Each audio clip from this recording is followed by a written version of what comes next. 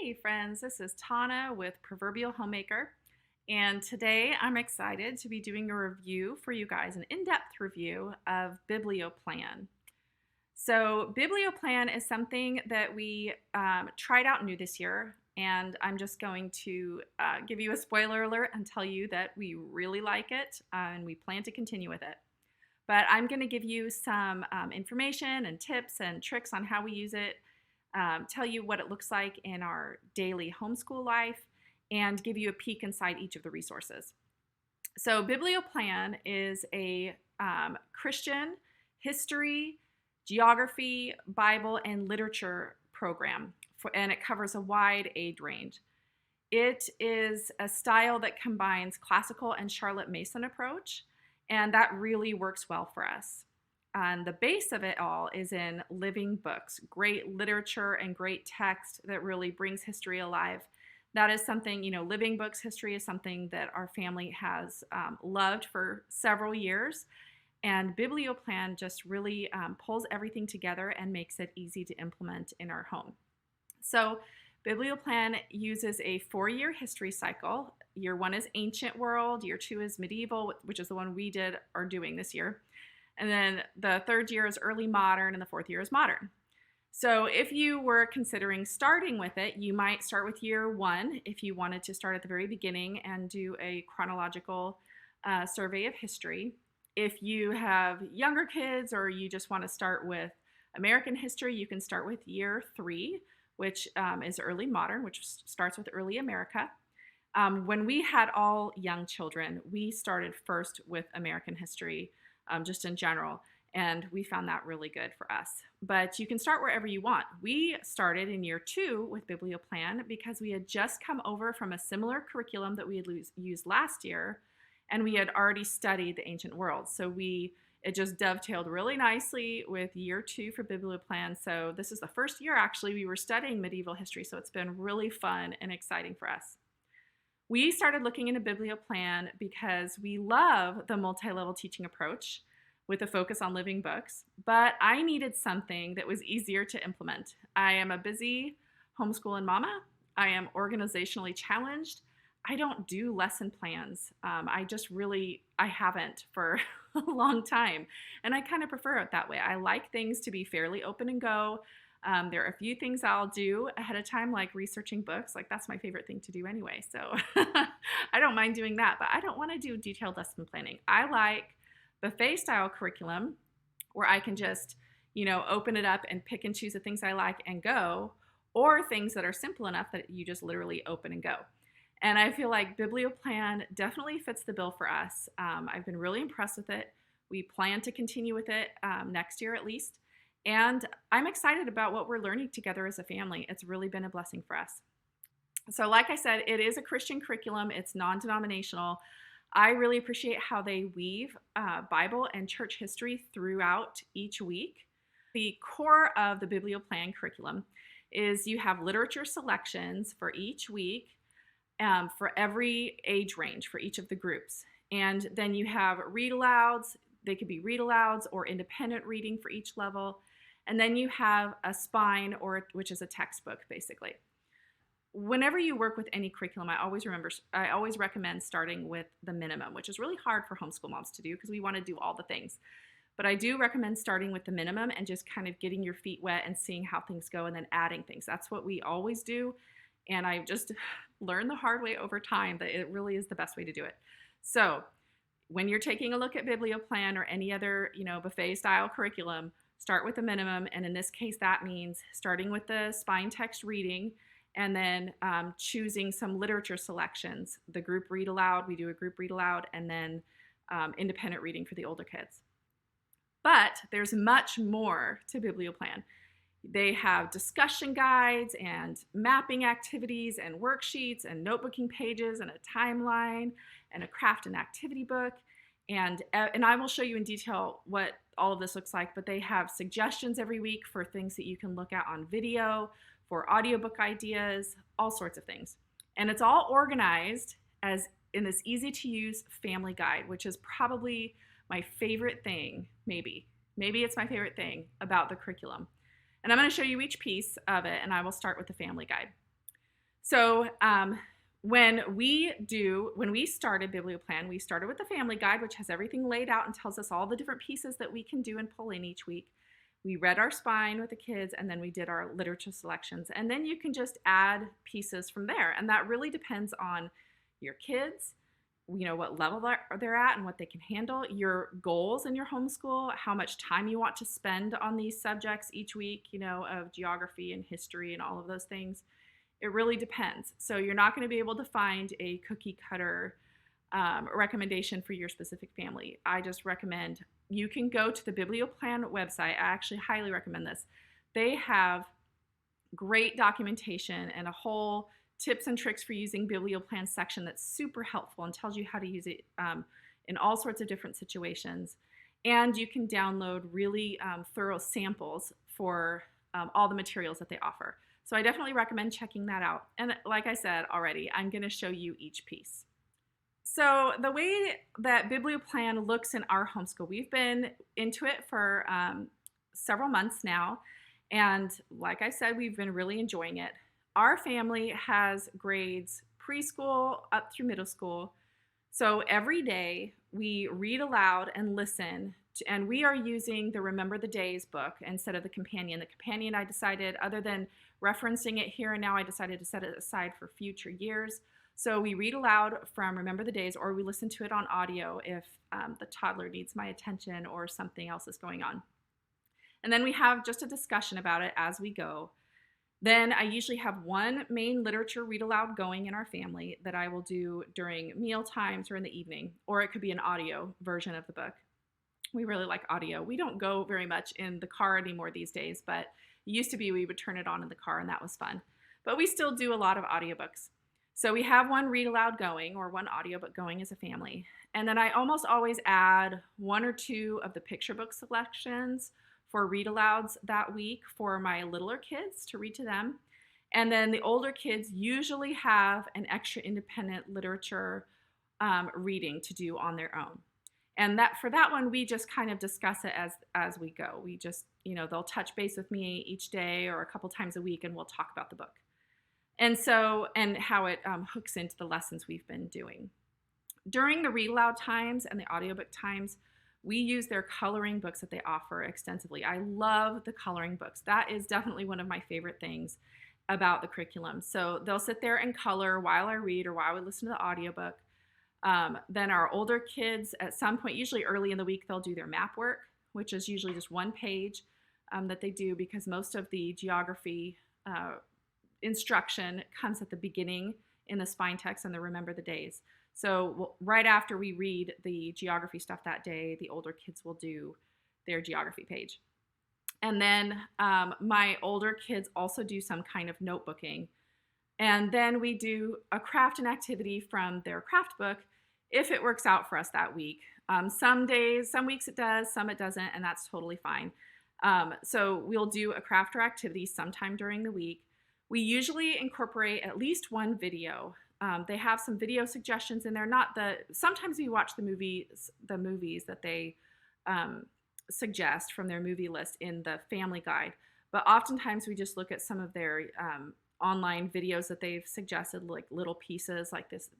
This last week we looked at a video that talked about knights and one about castles, like famous castles around the world.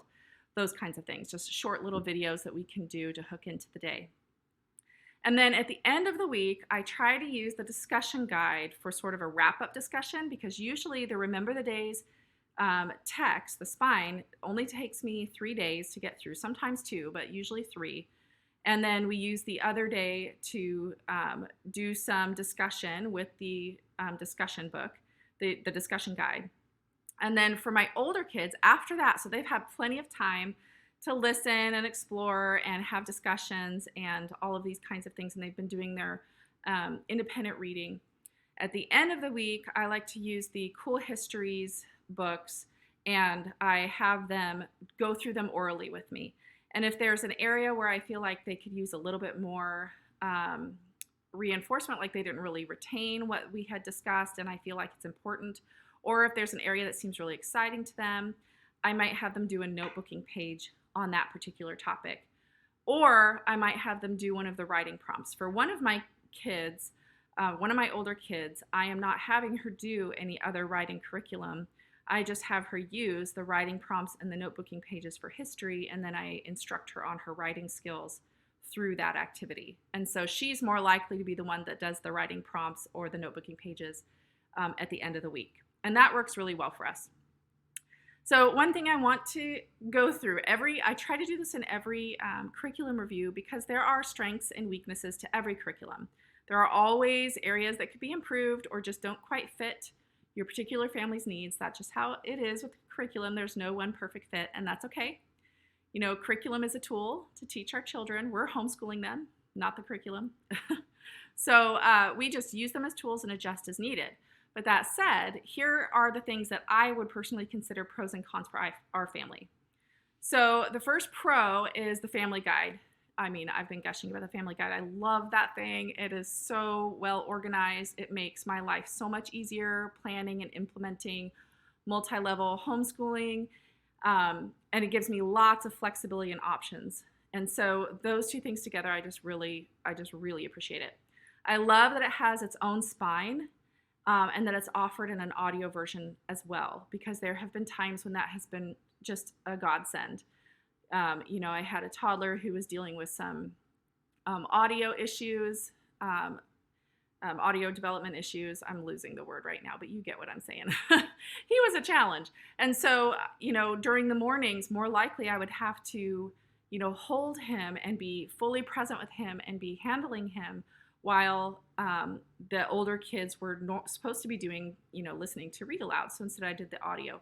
Or if we happen to be running errands or in the car or whatever, I can slip in that schoolwork in there by just putting on the audio. So that was really helpful. But I do love that they have a spine.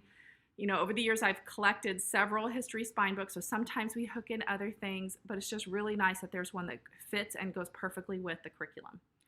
I obviously love the living books approach and the literature selections that they offered. I have been happy with. And I love all of the extras, the coloring pages, the craft books, the timeline, the discussion guides, even the cool histories questions, which I wasn't sure we'd use at first, but we did end up using them, although they don't use them as worksheets, but they use them for oral discussion and to prompt notebooking ideas and things like that. All of those, again, make my life so much easier and help us to have that rich educational experience and that family learning experience for history that we really value in our family.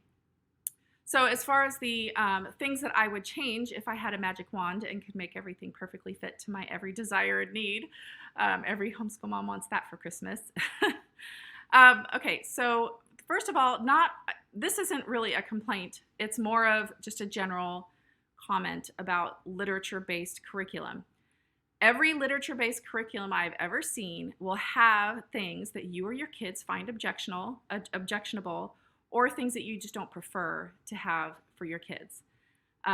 Personally, I really like BiblioPlans, most of BiblioPlan selections. Not all of them are a good fit. Some of them we were skipping over. But I think it's the best so far, because right in that family guide, they have summaries for all of them. And they also include, you know, so when you're planning and picking your books, you have a really good place to start to kind of figure out which ones will be a good fit. And they have little warnings when there are books that might be, you know, that you might want to skip for more sensitive children or for younger children, or that have things in it that might not, you know, fit what you want for your family for read alouds and things like that. So I find that really helpful. The other thing is they have a really helpful and active Facebook group, BiblioPlan does. And the authors are present there, so they're able to answer questions and hear feedback. Overall, I've really enjoyed the selections. There's always something for me to choose from. And you can always swap them out too if you want to, especially for the younger years. You can swap them out with other books that you happen to have that fit that same topic.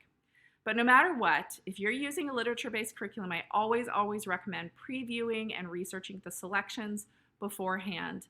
Don't just follow what they say and just use those. You need to, like I said, we're homeschooling them, not the curriculum. So filter all of those things through your own goals and values and worldview, especially if these are things you're just handing to them to read independently.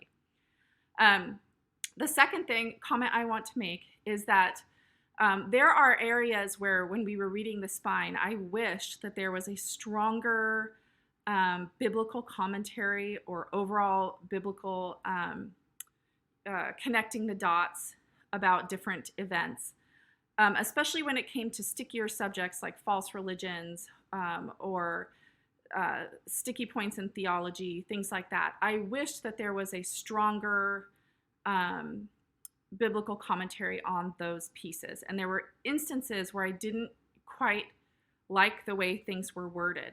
Now, this only happened a couple times, but it was enough to catch my attention. And again, I think in this case, the reason why it's that way is because they were making the curriculum more widely available to a variety of denominations so that more homeschoolers could use it. And I get that and I can respect that.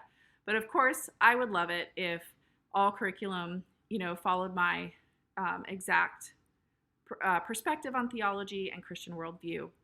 But I have to recognize that that's not always going to happen. But that is the one area where I felt like I needed to mention that, especially if you are a new Christian or if you don't feel like you have solid footing in these areas of, identifying sticking points in theology or being able to present to your children a biblical worldview when it comes to false religions and things like that. You're going to see those things, and I would just recommend praying about them and looking at resources. If you want, I can leave you in the comments some of the resources and different approaches that we've used over the years when we've talked to our children about these areas and that we have pulled in these particular instances. And I think, again, in all history curriculum, you're going to have cases where things aren't presented exactly the way that you would have done yourself. So they are opportunities for you to discuss with your children and to learn more yourself. So anyway, I just want to throw that out there. The third thing, I kind of wish, this is totally a wish list thing. It's not really a fault of the curriculum. We use notebooking a lot, and they do have notebooking materials for each year. But I almost wish it had a separate notebooking pack that covered each week and the major topics, just because that's kind of how we roll is, instead of using their packs, which are more specific, we wanted something where each week, if it touches on these topics and these people, it would have maybe 5 notebooking pages for each of those. So maybe that's a product suggestion, a wish list, I don't know. Right now we're doing fine because we'll just use blank notebooking pages we have. And it works completely fine. And then the last thing I want to mention is that even though they do an incredible job of organizing a huge amount of information into this family guide that's just so fantastically put together, in my opinion, it can still be overwhelming. Now, I have years of multi-level teaching experience under my belt, as well as a lot of experience with different buffet-style curricula like BiblioPlan, where it offers you this huge variety of options to choose from and activities to do. And I think the biggest struggle for homeschool moms with that kind of curriculum is that I said this at the beginning of the video, our tendency is to want to do all the things. So you really need to be able to do things the other way around and start with the basics and slowly add things from there. Otherwise you will get overwhelmed. So I think using the tips and tricks section on their website and just starting with the spine and a few literature selections is perfectly sufficient and to get your feet wet, and then over time add pieces here and there. We need to always be, learn to be okay with the fact that we're not going to cover everything. Your children aren't going to miss out. And the thing about the 4-year history cycle is that you'll come back around to it again. So it's not like if you don't cover a particular book or a topic in depth or at all, that they're never going to hear about it or learn about it. You'll get to it eventually. So you just cherry pick from the options available, do what fits your family for that week. And especially if you don't have to worry about high school credits, you can take a longer schedule if you want to do it. I know that several families, instead of following the schedule and doing each week, they take 2 weeks to complete a week. That way they can do more of the activities, explore more of the books, slow down and spend more time in discussion, and they really have a wonderful experience that way. So you make the curriculum work for you. All right, let's take a look inside of BiblioPlan now. This is probably my favorite part of BiblioPlan, and it's the family guide. And this is something you'll definitely want to get. You have to get this. This is a must for each of the units because it really is your plan, your guide. It pulls all of the pieces of the curriculum together in one easy spot for us mamas to be able to sit down and plan and really pick and choose from that buffet of resources to make it amazing for our family. So I'm just going to show you a little bit of what's in here. There are 6 units to year 2, and there's a lot of information in here. Some of it we've already gone through, so I'm not going to go through the whole thing again. It just talks about how it works. One of the things I really like about the family guide is that they give you a lot of information that's useful for planning the upcoming units that you're going to be working on. So like right here, you could look at the required and optional spine list, and it gives you some information about each one to help you choose which one would work best for you. And there's lots of options. Really, you could go through year 2 alone 2 or 3 different times throughout your homeschool career with your kids and not use all the same resources. There's so much to choose from. So here we have the primary resources for all units. It just lists them out really easily. What I really like their way of marking the resources. Like right here, whenever you see a thumbs up, that is BiblioPlan's quick pick. So if you're just in a hurry to go through and you just want to pick the ones that they highly recommend, you can go ahead and just go with a thumbs up. And there have been some weeks where I've just done that because I've been in a rush, or I just use that as a starting point and then from there built what my list would be. I love that they tell you which books are available in audio version because we use a lot of audiobooks in our home. And if you use literature guides, they'll put a star next to books where literature guides are available through other companies. So that's really helpful. Lots of resources. I'm not going to go through all of them. You can download the sample, and I really recommend doing that. It'll give you a feel for all this, but it does help to see it. So here, this is a fantastic section because this is what I used to plan which books we're going to be using in the upcoming units. So it goes through all of the units. This is for K through 2 and some 3 through 5, and then it goes through some 5. This next section is 3 through 5 and some 5 through 8 here, and then they'll have the high school books here. But what I did was I would sit down, so for each unit, it would go through the different books, and I could look at the quick picks from BiblioPlan. I could look at the audiobooks available and pick which ones I wanted. And it was just really helpful for me, especially, trying to figure out where I was going to get those books from. Did I already have them? Was I going to get them from the library? Fortunately, a lot of the books from BiblioPlan we were able to find from our library, which is excellent for a literature-based curriculum because a lot of times the books can be hard to find. So I was really happy that I could find most of them from the library or cheap used books online shops. Or the nice thing about BiblioPlan is you can easily swap out books. So if I don't find that one exact Robin Hood book that they recommend, there's nothing in the curriculum that's tying me down to that one specific version of the book. I can just go get a different book on Robin Hood that is available at the library or whatever, or cheap used, and it would work just as well. So, So that was really helpful. And then here you have the read alouds. So those were the literature selections up here that I was just showing you. This is where you would pick your literature selections for your kids to read, or we would do a lot of them as read alouds or audiobooks too. And then here it tells you what the recommended read alouds are for each of the units. So I'd pick out which one of those we want to do. And then we don't have kids quite yet in 8th through 12th, so we didn't pay a whole lot of attention to their high school selections. Our oldest is in 7th right now, but they have a lot of information, and they separate it out because the high schoolers will do things a little bit differently. So then, like I said, it would be impossible to exhaust the list of resources in 1 year. They have all these optional resources, audiobooks and movies and hands-on fun and books, and for each of the units. So there is just a lot to choose from, which is really nice. Okay, and then as you're doing your planning, so I showed you back here, this is here's your quick checklist where you're trying to plan which literature selections you want to use. if you go here, here's for weeks 1 through 7 through unit 1. For each unit, they will give you an annotated book list.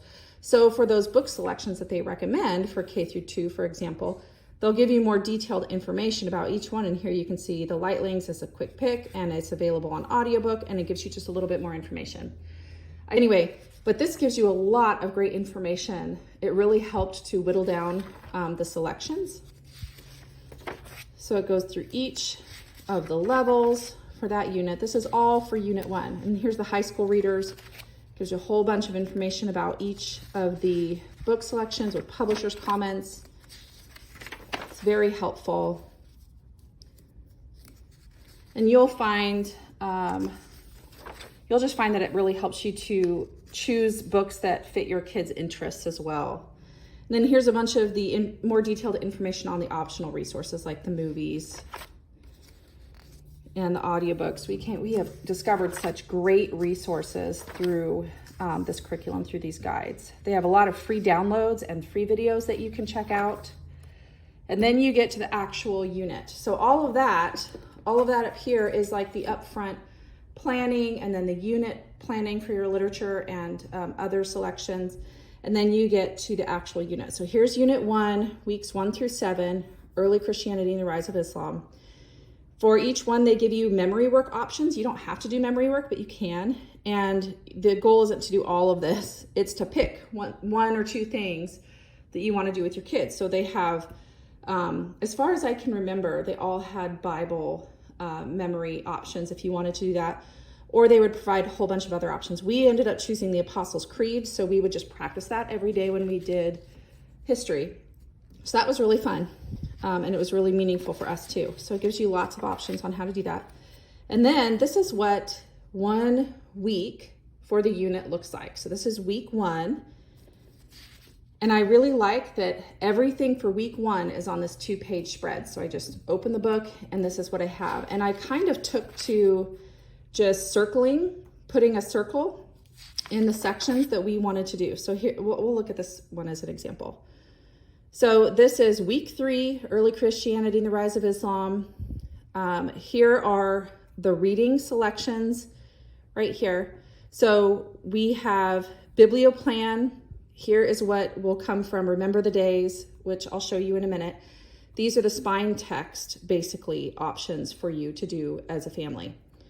So it has Remember the Days options, and it breaks it into 3 days.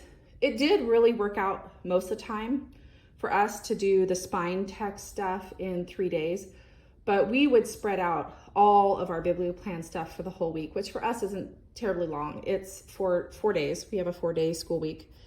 But we would read these. They have the Medieval Companion, which I'll show you in a minute. Then they have the different supplements here that BiblioPlan offers, which I'll also show you. If you wanted a simple Bible reading plan to hook in, like if you don't have one, or you just want to add that to your history time, each day they provide a passage that you can read with your family. And I don't think it's really a standalone Bible curriculum because they just give you something to read with the family, but it's a wonderful start. And, you can never get too much scripture in your home. Okay, and then they have the optional spines like Trial and Triumph, which we were doing. You can see I circled these here. And they have other ones, Monks and Mystics, Usborne History, Story of the World, Mystery of History, optional upper middle school and high school reading. So they'll put the things for the older kids here. And then some folks wanted the Kingfisher Encyclopedia or Streams of Civilization, and they have schedules in the very back that they added for people who wanted to use those. We didn't use any of that. Occasionally we'd pull out Mystery of History for certain sensitive topics that we wanted to dig more into the biblical worldview, and some other resources that I already had on hand.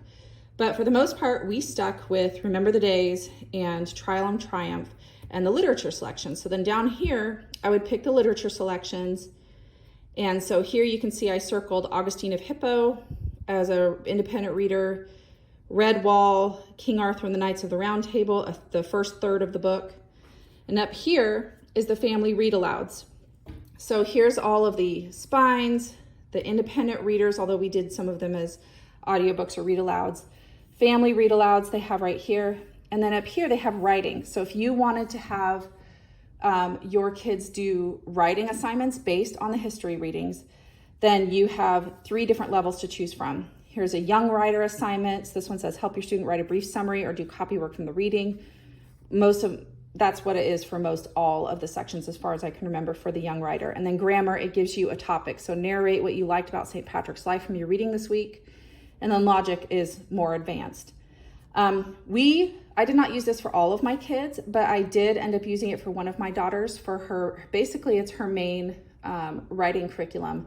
I just teach her naturally through this writing process, composition and grammar and everything as she's journaling or notebooking or writing based on this prompt.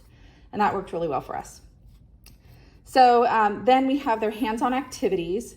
So you can do their hands-on Europe and hands-on Europe and Giants of the Faith are notebooking journals that they have. We did not end up using their notebooking journals, but if you are interested in notebooking, I would definitely check those out. Hands-on maps we did every week, and I'll show you what that looks like. And that was really easy to hook in. It's not time-consuming or complicated. And then down here you can do timeline figures, coloring pages, arts and crafts, discussion guide, and cool history questions. And again, I'll show you those in a minute. But you don't have to do all of this. Remember, you just pick and choose. So when we first started the curriculum, we started super basic and just did the reading basically, and then the maps. And then over time, we added more and more pieces as time allowed and as it fit our family.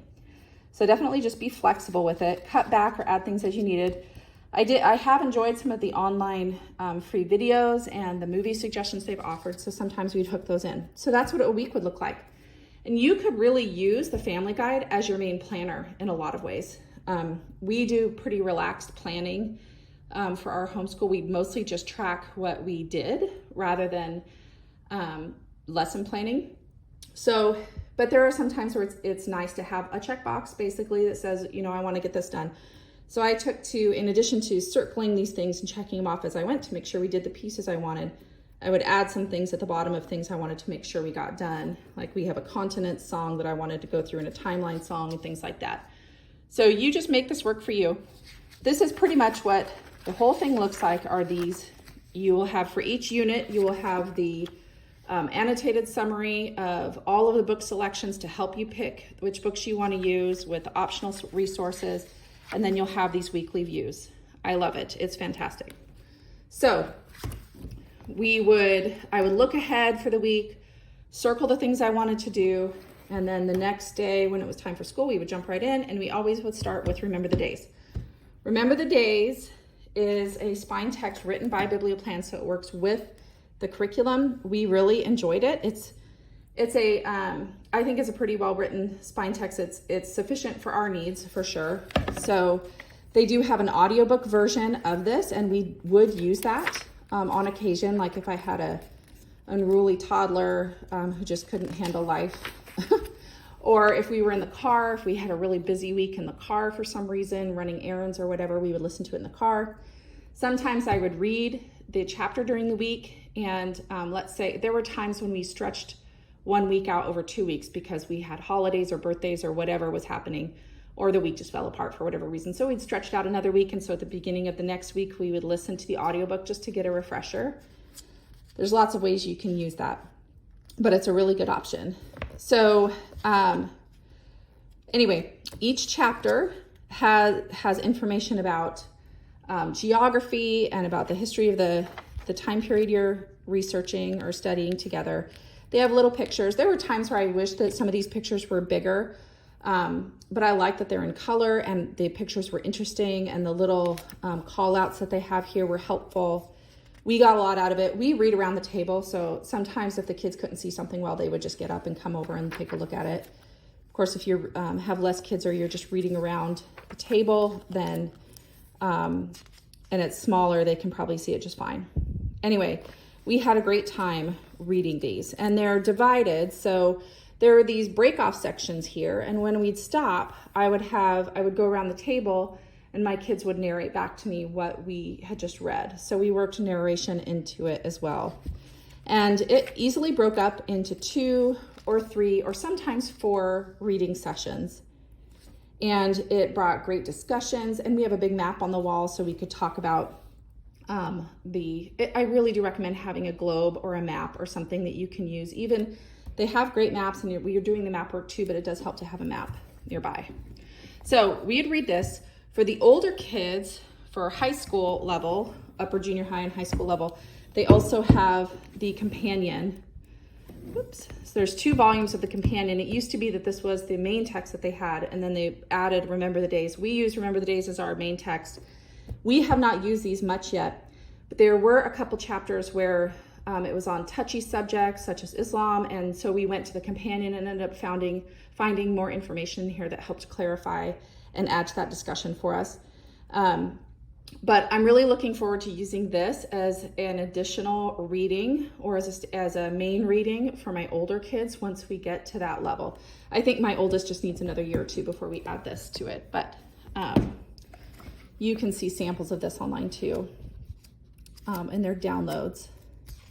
It's just a lot. It's the same chapters. It corresponds exactly with Remember the Days.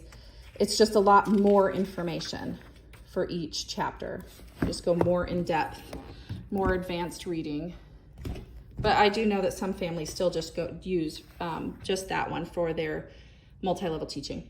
Okay, coloring book pages. I love the fact that they have coloring book pages, and they have 2 or 3 or 4, I think it's 3 illustrations for each one. They're really good coloring pages. They have just the right level of detail. So this is the print version, but I also got the digital version so that I could print out, 6 copies of each one that we wanted to use. And I have them on the table with coloring things so that when my kids get fidgety, they can color while they're reading or while I'm reading. And then here's the hands-on maps. They have different levels. We went ahead and just picked the middles. They're leveled by age range. We picked this one, and we just use this for all of them. And again, I have the digital copy of this so I can print off multiple pages for the 2 older kids who are doing it. The only downside I have to the digital version of this is that they are in color, and so like you can see, it has little color pieces and color directions. That's really hard. It doesn't translate well to a black and white printout. So if you don't have a color printer, our color printer broke, so we print the digital copies of these on black and white, and then I just have the laptop open to the digital page of this, or have this on the table open so that they can see the directions if they need to, or the instructions in any color pieces. But what I love about these is all the instructions for what they're supposed to do are right there on the map. There's no question. And then there's challenge for your oldest kids, or for if you just want to give them an extra challenge. We always do both. So I find it really helpful. And so usually my kids will need to have the Remember the Days book open to refresh their memories. We usually do this on the first or second day. And so they'll have the Remember the Days book open to that section that we read about, this particular piece of geography information, so that they can refresh their memories, which I don't mind. It helps to solidify that information in their minds. Okay, hold on a second. Then we also have the timeline. This, I got 1 copy of this printed for my oldest to do, and it's really nice. They have these great illustrations with the descriptions down here and the dates for each week. So here's week 13, and they just cut them out and they put them on their timeline. So here's what the pages look like. So they go find the week that they're working on, they cut out the pieces, and they glue them on the timeline. And what I would have them do, what I have my oldest kid do, is he works on this for that week, and then he comes to me afterwards, and he basically uses it as a narration prompt, and he talks through, and we do this at the end of the week, so it's like a review. He talks through all the things we learned as he's looking at the different pictures, and it's a really helpful tool for him because he's very visual.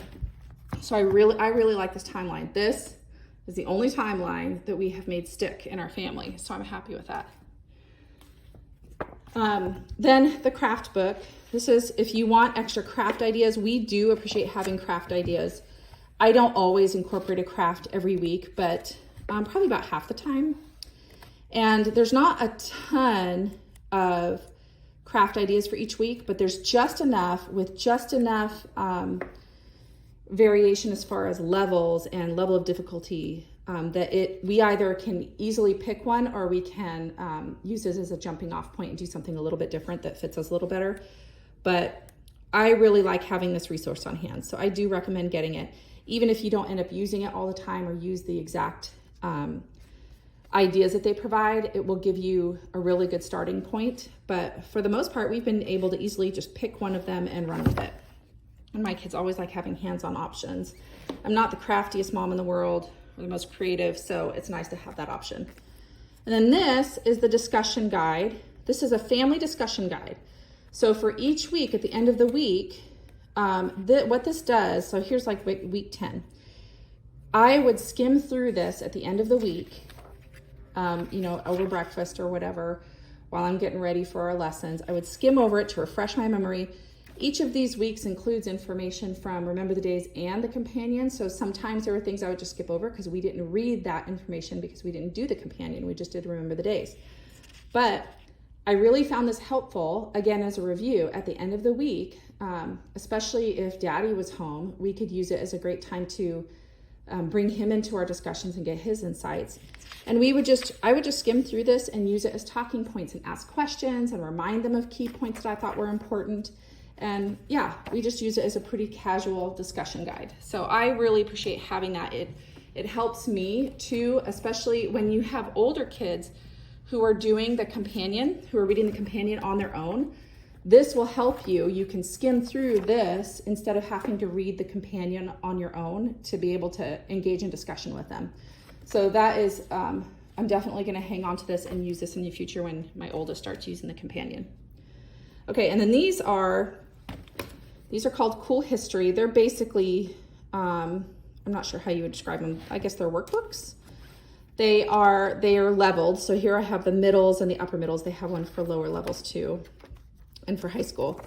So for each week, if you wanted something that was fill in the blank or answer the question, you could use this. You could also use this as your family discussion guide if you wanted. And it has challenge questions in the back, has a bonus question or activity. We don't generally do fill in the blank type things, but I have pulled these out and used them as discussion questions and discussion guides for family discussion. But I do have one kid who just likes this kind of stuff. So she has asked if we can have her start doing these at the end of the week. And so I'm all for it. If she wants to do it, she can do it. So that is my BiblioPlan review. Let me know if you have any questions. I likely will be talking about BiblioPlan in the future and posting about it on my blog. Overall, we are extremely pleased with it, and we plan to dive into year 3 once we're done with the medieval times. So again, make sure you go spend some time on their website, download their samples, and really look through it. I hope this was a blessing to you.